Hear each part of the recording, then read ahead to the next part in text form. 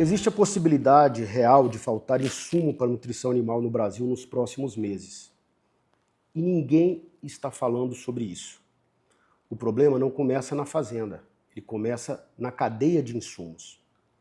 Se você trabalha com pecuária, nutrição, revenda ou indústria, o que vamos discutir aqui hoje pode te poupar dinheiro ou custar caro para você depois.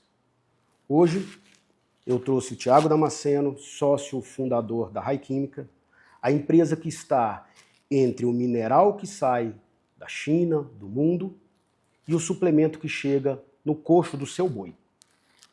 O que está acontecendo neste meio pode impactar o preço da arroba. Fica conosco. Thiago, antes de entrar no cenário, me conta um pouco sobre você, sobre a sua pessoa, sobre a sua formação, da onde você vem, como é que você começou a Rai Química. A gente sabe que você já tem 21 anos. Conta para nós um pouco da sua história. Ricardo, obrigado pelo convite. É um prazer estar aqui falando com teus clientes. Realmente é um tema extremamente importante para os nossos dias de hoje, essa falta de insumo que está aí eminente. Mas vamos lá, vamos para aonde tudo começou, 21 anos atrás, quando nós começamos a Rai Química. Ela foi fundada por mim e por minha mãe. A empresa, inicialmente, ela tinha a pretensão de distribuir micronutrientes para microindústrias do nosso segmento de nutrição animal e pequenas casas agropecuárias também. Nós entendemos naquele momento, ali no longínquo 2004, que esse mercado ele tinha dificuldade de acesso a essas matérias-primas, então a gente veio tentar buscar ser uma solução para esse mercado. Num primeiro momento, sem nenhuma pretensão de atender mercados fora do estado de Goiás, era Goiânia, Grande Goiânia, quem sabe aí num futuro expandir para o estado todo, mas as coisas acabaram que caminharam um pouquinho bem. Nós temos 21 anos de ganho também.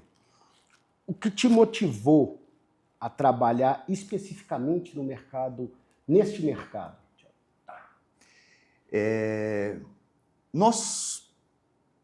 Como eu posso te explicar sem querer ser extremamente religioso nesse momento? Mas Papai do Céu foi muito generoso conosco. Ele nos colocou no lugar certo, na hora certa, no mercado certo também. Quando nós chegamos, a nossa família mudou para Goiânia, nós tínhamos intenção de montar uma distribuidora de produtos químicos. Essa era a nossa pretensão.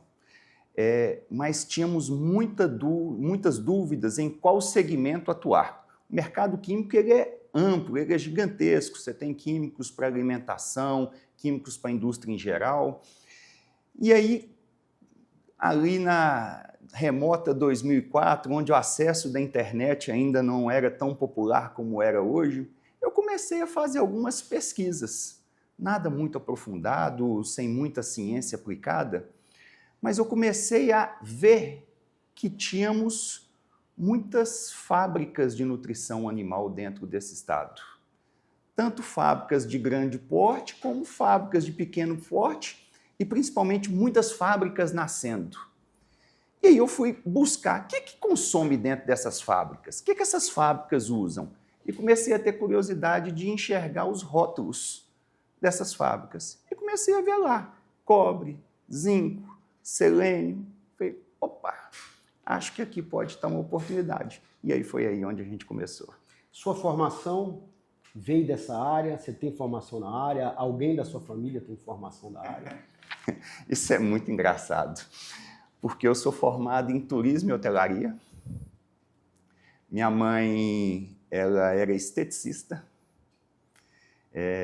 Meu pai, a vida inteira, trabalhou no segmento de mineração, tá?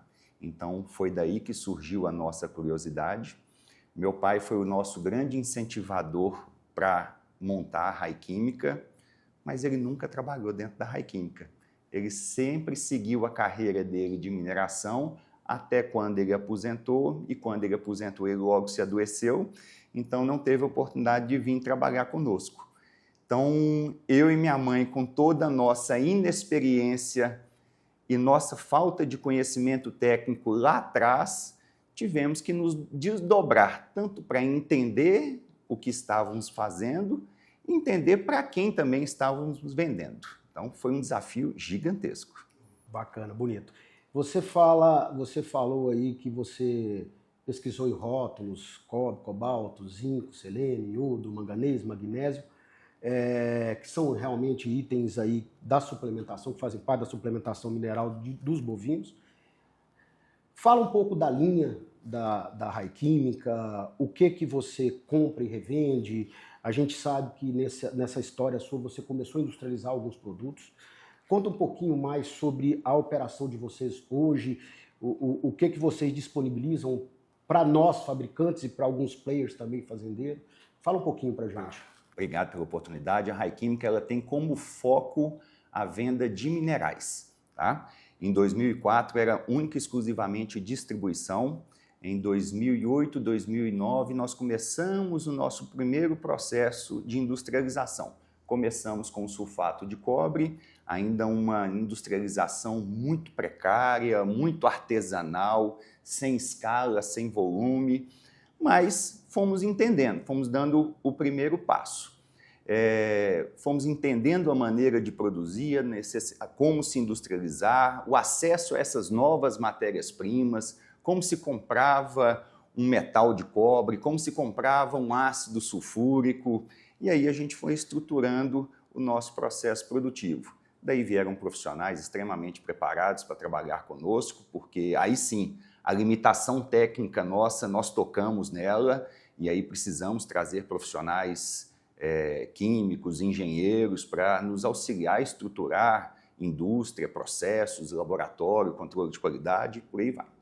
A Rai Química hoje ela trabalha com toda a parte de micro e macronutrientes, né?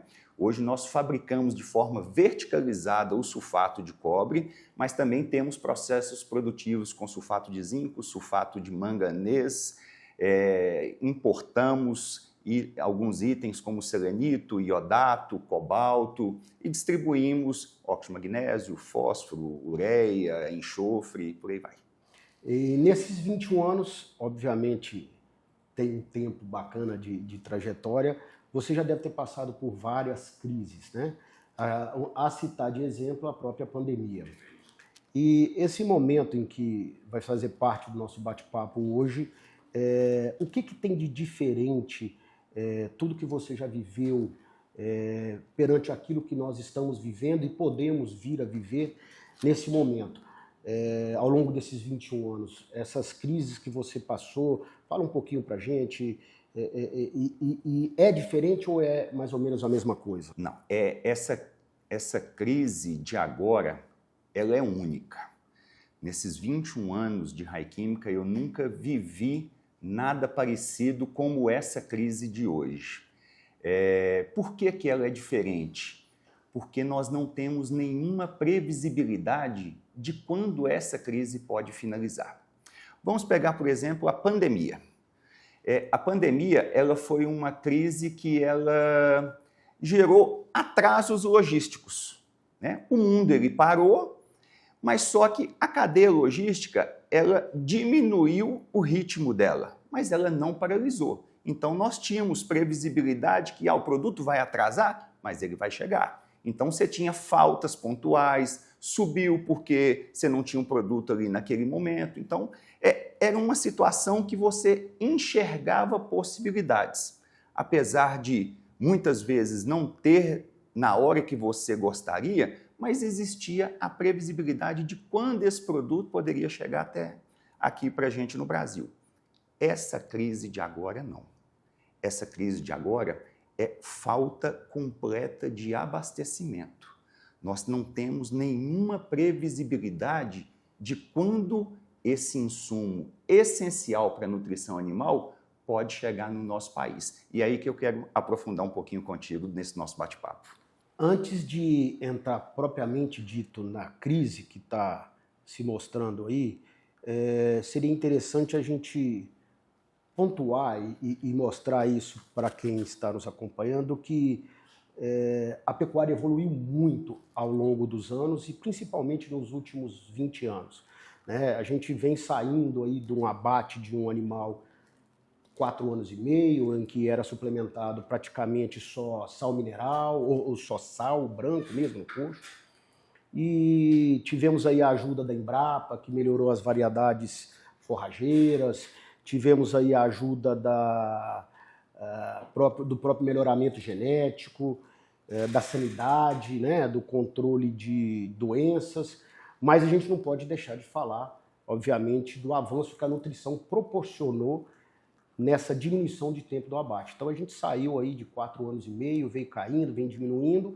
Hoje a gente está aí algo em torno de 30 meses, em alguns sistemas mais intensos a gente consegue abater um animal até com menos de 30 meses, tá? Então praticamente a gente dobrou a produção de carne do Brasil nesse período, tá? E boa parte disso foi em função do aporte nutricional das novas tecnologias de nutrição animal. E a pergunta que pouca gente faz: e se faltar insumo? Né? Porque a gente estaria perdendo um dos pilares que proporcionou que a gente tivesse essa diminuição no tempo. Né? Então, aí o problema não passaria a ser do frigorífico, passaria a ser no coxo, começaria na própria fazenda. Você conversa diariamente com fabricantes, com fornecedores, quando o custo aperta, tá? E você, nessa sua conversa, o que o produtor faz na prática? Qual a primeira reação que ele tem na ponta? Quando ele percebe essa mudança, o suplemento é cortado, você diminui suas vendas. Fala um pouco pra gente do que você já viveu de experiência nesses 21 anos, Thiago. É muito nítido para a gente, sempre que a cadeia ela sofre algum tipo de medo, algum tipo de tensão, existia a diminuição da suplementação mineral. Ou a diminuição, ou buscar fórmulas alternativas, que eu chamo até de fórmulas mágicas, para tentar suprir isso. Né? E aí vai desde matérias-primas de não muita boa qualidade, começar a utilizar fertilizantes no lugar de produtos realmente para nutrição animal. E fato é, a qualidade desse animal vai cair. Eu não sou um grande especialista em pecuária extensiva, não sou zootecnista, não sou veterinário, mas é fato que sempre que a pecuária ela gera algum tipo de recuo, as nossas vendas elas recuam e, consequentemente, depois, quando essa pecuária ela começa a retomar, o rebote ela vem muito alto. O mercado ele responde muito alto e, normalmente, ele responde também com alta de custos. E aí eu vou dar uma viajada aqui, tá?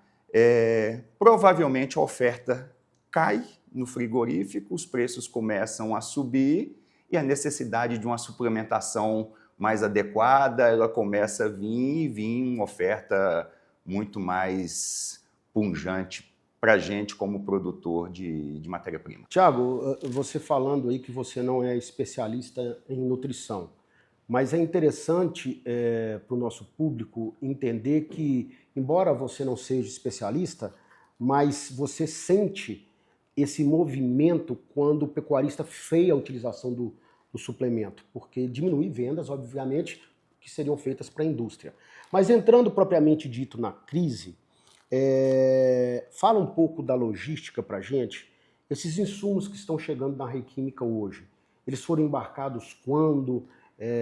Quanto tempo demora para chegar esses insumos? Nos dá uma noção dessa logística e de quanto tempo demora para chegar aqui? Perfeito. Ricardo, eu acho que esse bate-papo nosso é extremamente importante e vocês vão me ver falando muito de um produto específico, enxofre. O que é o enxofre? O enxofre ele é uma matéria-prima básica, essencial dentro da indústria química. É através do enxofre que nós fabricamos o ácido sulfúrico, E o ácido sulfúrico, ele é uma matéria-prima que fabrica todos os fosfatados, e no nosso caso da nutrição animal aqui o fosfato bicálcico, e todos os sulfatos dentro da nossa cadeia. Sulfato de cobre, sulfato de zinco, sulfato de manganês, sulfato de cobalto e por aí vai. E desde o ano passado, esse enxofre ele começou a subir levemente. Tá? Então, essa crise de agora, ela estourou com a guerra. A guerra, ela potencializou essa crise de forma gigantesca. Mas para quem me acompanha no Instagram, pode ter uma postagem minha lá que em janeiro desse ano eu dei um alerta que iríamos passar por escassez de fosfato bicálcico. Iríamos passar por falta de fosfato bicálcico, justamente pela falta do enxofre. O enxofre, em fevereiro de 2025, ele custava $150 a tonelada. Tá? $150 posto Santos. E o preço ele veio escalando. O mundo veio consumindo um pouco mais, algumas plantas mundo afora foram entrando em manutenção, o consumo desse enxofre foi subindo mundo afora, a China demandando por mais enxofre, e isso foi alavancando o preço. Isso nós ainda não chegamos na guerra, tá? Isso tudo antes guerra. E saiu para 200, 300 toneladas, 350 toneladas. E aí aconteceu um fato extremamente importante aqui no nosso país. O nosso país ele é dependente da importação de enxofre. Nós fabricamos internamente apenas 10% do enxofre que nós consumimos via Petrobras. Todo esse enxofre, pessoal, eles vêm do refino do petróleo. Ele é um subproduto do petróleo. E aí a gente já começa a fazer um pouco de associação com essa guerra que está acontecendo, né? E quando esse enxofre bateu $350, algumas grandes produtoras de ácido sulfúrico do nosso país, com medo de o custo do produto final deles, dos fertilizantes deles começarem a ficar muito caro, até porque a nossa agricultura não passa por uma fase muito boa, né? Economicamente as contas não estão fechando de forma muito saudável, começaram a segurar suas importações. Então, o que o país importava, em média, 160 a 180 mil toneladas de enxofre mês, nosso consumo mês é de aproximadamente 200 a 210 mil toneladas, começou a entrar 140 mil, 130 mil, 120 mil toneladas mês. Mas entradas ainda acontecendo, de forma muito menor, mas ainda acontecendo. O que começou a acontecer? Os estoques internos começaram a ser consumidos. Estoques internos começaram a ser consumidos. No último bimestre de 2025, esse recuo ainda se intensificou ainda mais. Essas grandes importadoras seguraram ainda mais a mão nas suas importações, consumindo mais ainda dos seus estoques locais. Janeiro, cavamos ainda mais um buraco, com mais recuo nas importações. Quando foi em fevereiro, estourou a guerra Estados Unidos e Irã. Só fazendo uma pausa aqui para que o nosso público entenda da questão da logística, que eu acho que é uma coisa importante para eles entenderem que não é uma coisa, eu quero o produto, eu tenho a disponibilidade. Fala um pouquinho para a gente, Tiago, desse trâmite de logística, de tempo, de delay entre embarque e disponibilidade do produto aqui no mercado interno ou no Porto de Santos. Perfeito. Uma importação, ela não acontece do dia para a noite, né? Então, uma importação de enxofre, nós estamos falando aí de um carregamento de um navio de 30 mil, 40 mil toneladas. Não é qualquer navio que carrega isso. Estruturas portuárias. Então, um processo de importação, quando ele se inicia, até ele chegar ao seu destino, sendo muito otimista e tudo acontecendo de forma muito certinha, são 4 meses. 4 meses entre o produto ser fechado na origem até chegar aqui no nosso país. Não é estralei o dedo e recebi o produto. Certo. Então nós temos aí 4 meses, 120 dias. Bom, você começou a entrar exatamente no aspecto agora da crise provocada pela guerra. Nesse momento, o que exatamente está travando esses novos embarques? É tarifa? É bloqueio logístico? É retaliação comercial? Qual o mecanismo e como isso afeta a precificação? Né? Como é que você, estando sentado na sua cadeira e vivenciando isso, como é que você precifica isso no mercado? Você consegue antecipar, mas sempre lembrando o que trava esses embarques? O Estreito de Hormuz, que é um estreito, é uma passagem de aproximadamente 27 quilômetros, que de uma margem está o Irã e na outra margem está o Emirados Árabes. Tá? Esse estreito ele está fechado. E é por ali que se transita de 30% a 40% do enxofre produzido no mundo.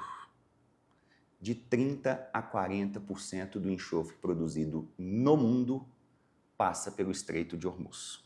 Tá?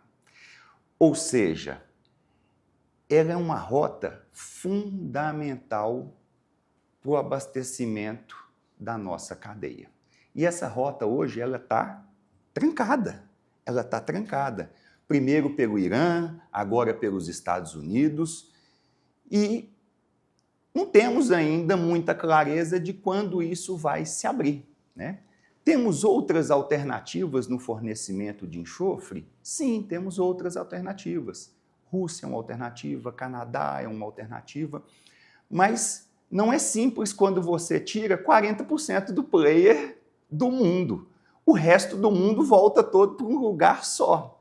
E aí você não tem produto para todo mundo, você não tem produto a hora que você quer, do jeito que você quer, e vai pagar-se o preço que esse que tem a disponibilidade agora tem para te ofertar. Então, criando um pensamento, a gente demora algo em torno de 120 dias para receber na melhor das opções, tá? E agora, nesse momento, nós estamos com o Estreito de Hormuz travado. Bom, nós estamos, nesse momento, recebendo cargas que foram carregadas há 120 dias atrás.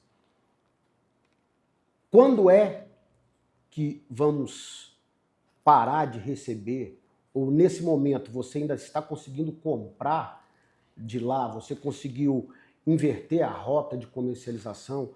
Por enquanto a gente fala somente em alta de preço, ou em que momento que a gente pode falar em possibilidade real de falta, né, de insumo?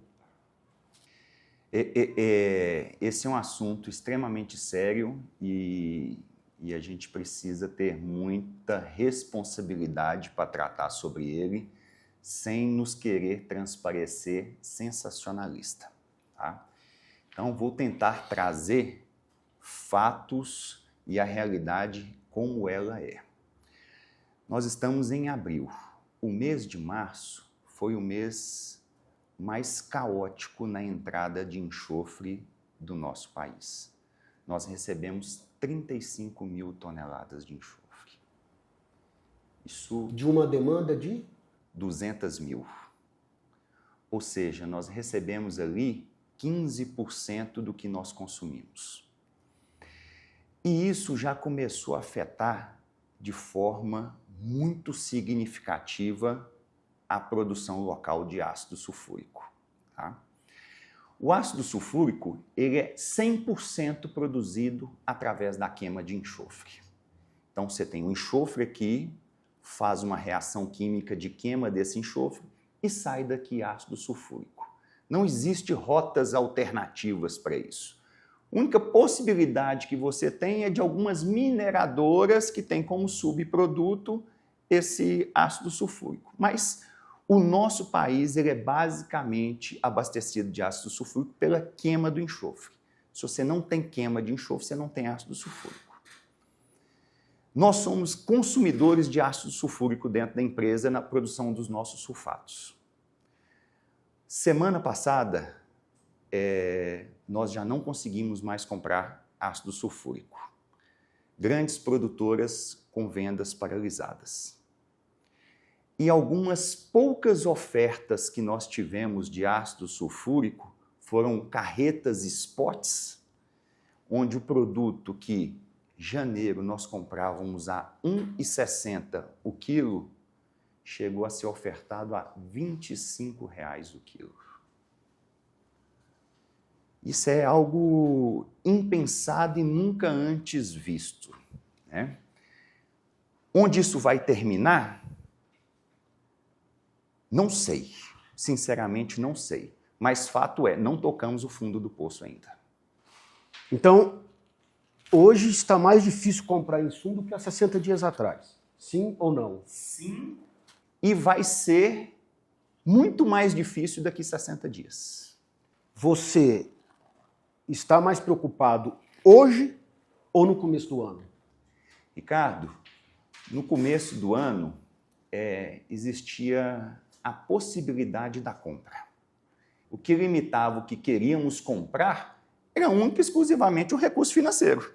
É se eu tinha dinheiro para comprar tudo aquilo que eu gostaria, tá? Porque o produto estava ali disponível. Eu tinha disponibilidade de comprar fosfato bicálcico, eu tinha disponibilidade de comprar enxofre, eu tinha disponibilidade de comprar ácido sulfúrico. Bom, tinha disponibilidade de comprar. Hoje nós não estamos falando mais em dinheiro. Hoje a questão não é mais se eu tenho o dinheiro para comprar. Hoje a questão é, eu tenho o produto para comprar? E se hoje nós já estamos falando de dificuldade do fornecedor comprar, quando é que esse problema deve chegar lá no coxo do boi? Você consegue estimar? Pode vir a faltar em junho, em julho? Hoje nas minhas redes sociais eu venho gritando, cara, gritando muito, para que as pessoas antecipem. Porque hoje nós ainda temos fosfato bicálcico disponível no mercado, nós ainda temos enxofre disponível no mercado, nós ainda temos sulfatos disponível no mercado. Então, o produtor ele ainda consegue comprar suplemento mineral. Por mais que o preço já tenha subido um pouco, mas, cara, foi muito pouco que subiu. Tá, Thiago, subiu aí 10%, 15%. Cara, isso ainda é muito pouco diante do cenário que nós vamos viver. Abril e maio, eu digo que temos produto com pouquíssima dificuldade de compra e com elevação de preço. Junho, teremos escassez de produto e valor altíssimo. E julho, cara, não sei te dizer como será o mercado, mas o cenário não pinta de uma forma muito legal. Eu acredito muito na falta e na indisponibilidade de produto para julho.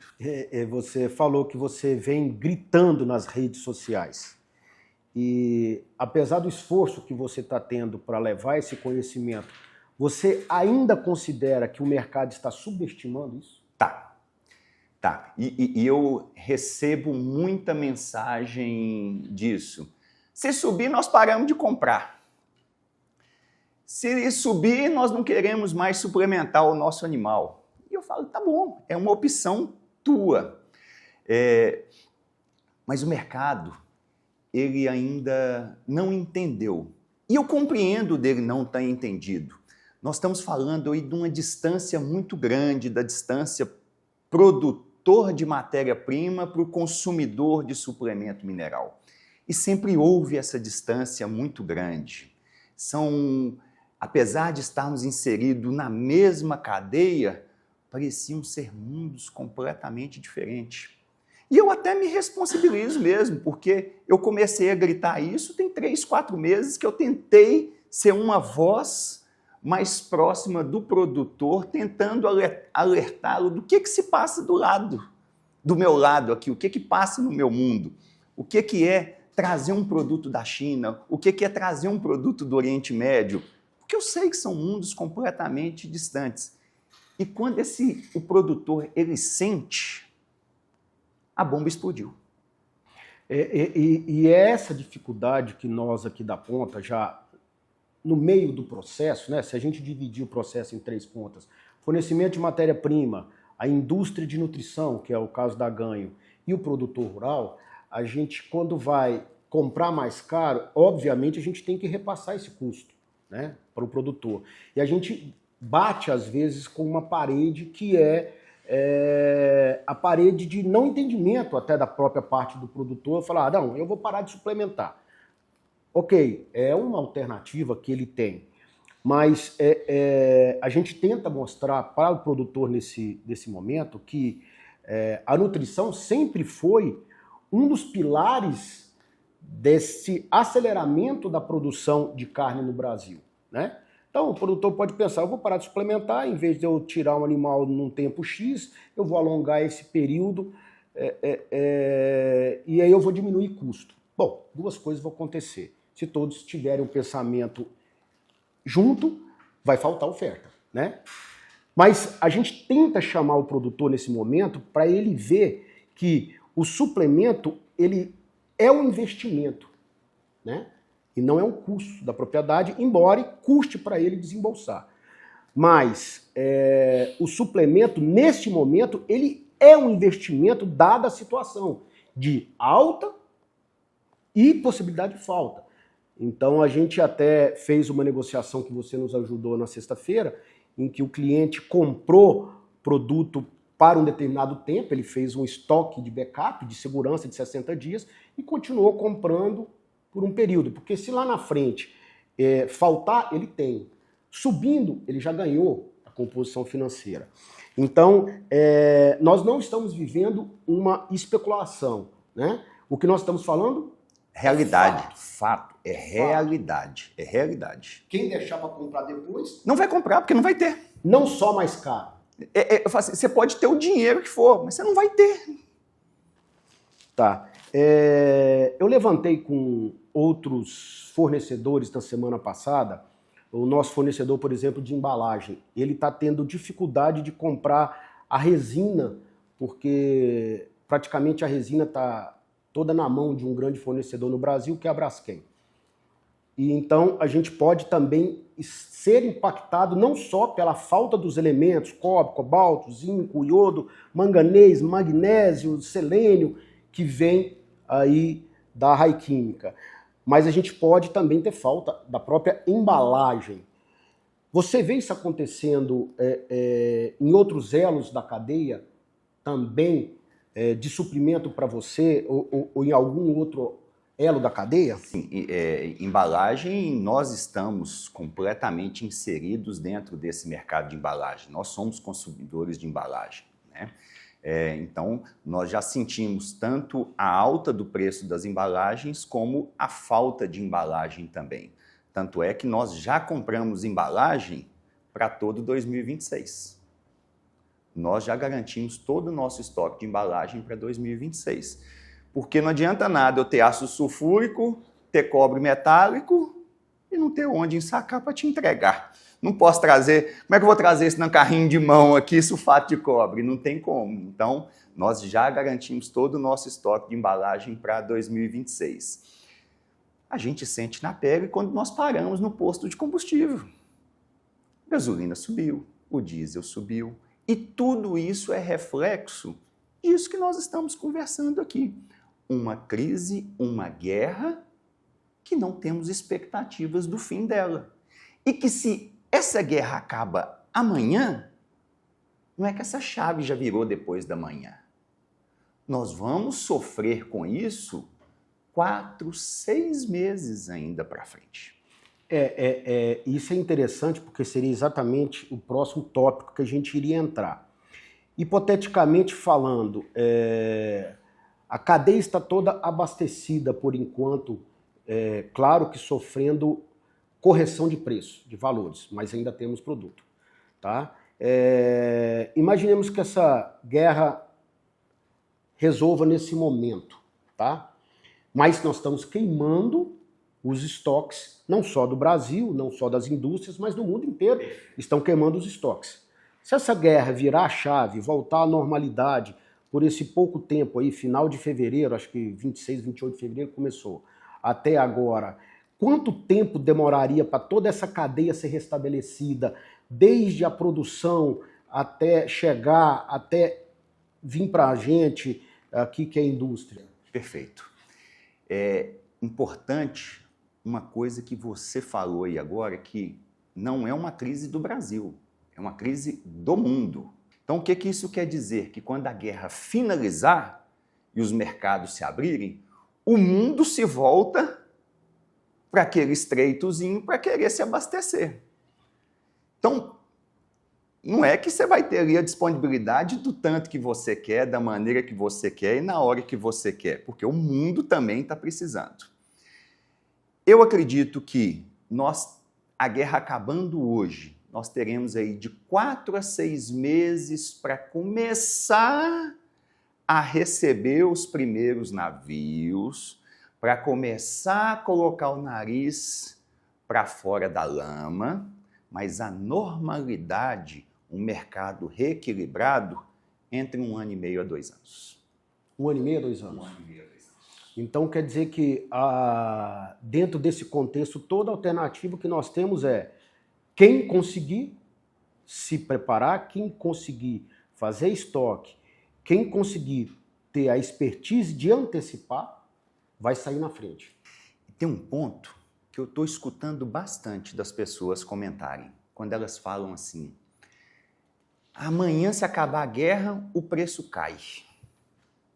Se amanhã acabar a guerra, eu já tenho disponibilidade de oferta de produto. Engano, meu amigo. A guerra acabando amanhã, nada muda nos preços. Tiago, falando para o nosso ouvinte, dada a situação de falta, de aumento de preços, existe algum movimento de nacionalização estrutural, de grandes companhias produzirem esses microelementos, esses macroelementos dentro do Brasil? É possível se dizer que existe esse movimento ou não existe esse movimento, não existe condições do Brasil no curto prazo fazer isso daí? Boa pergunta. Micronutrientes, nós temos boas produções do país de micronutrientes, porém nós somos reféns do enxofre que produz o ácido sulfúrico.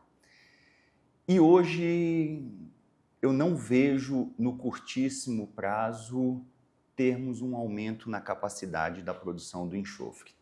Isso vem muito mais de um refino de petróleo da Petrobras do que qualquer outra situação.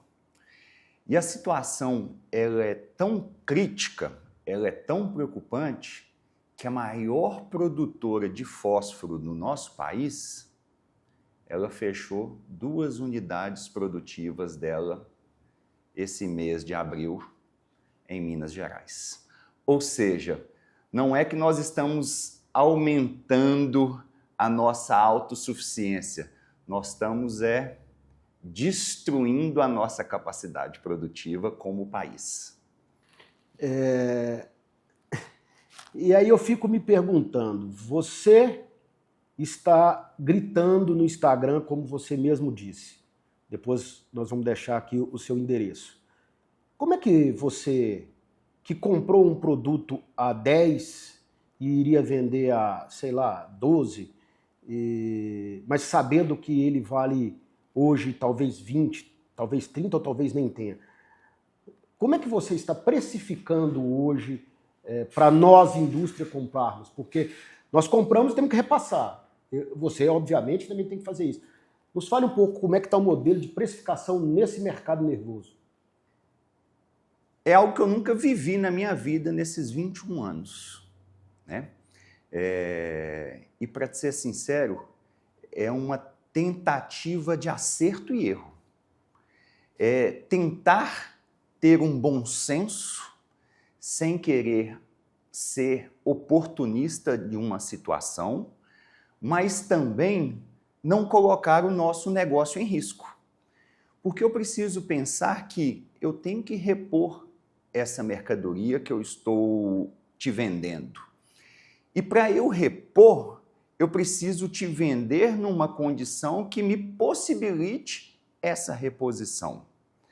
Então, é tão engraçado que às vezes você tem um estoque ali que ele custa 1 e de repente você está vendendo ele a 5. E aí dá aquela falsa sensação de uma super margem. Nossa, que margem absurda. A hora que vem a reposição, ela vem comendo caixa todo de novo. Então, esse está sendo o nosso grande dilema. E um outro ponto. Até que ponto essa reposição ela é sustentável também? Porque eu não sei se chega um momento que o mercado simplesmente não aceita mais esse preço. Nós não chegamos nesse ponto ainda, tá? Nós ainda não chegamos nesse ponto.